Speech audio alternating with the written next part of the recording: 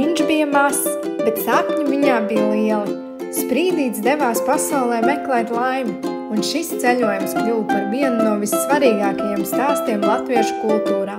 Vairāk nekā 100 gadus pēc tā sarakstīšanas Annas Brigaderes pasaka atzimst no jauna, šoreiz audiogrāmatas veidolā ar Tīnas Zoldneres balsi.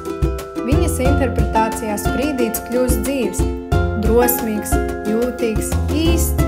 Katrs vārds un katrs tēls tiek nodots ar patiesu mīlestību un cieņu pret šo tautas klasiku.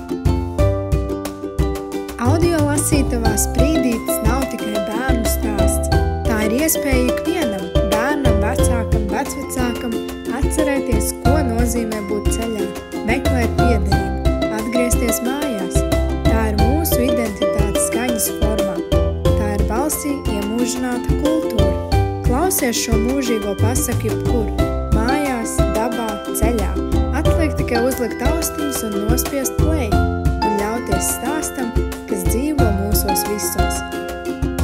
Lejuplādē audio lasītavu lietotni savā telefonā vai apmeklē mūsu tiešsaistē www.audiolasītavu.lv un sāc klausīties jau šodien.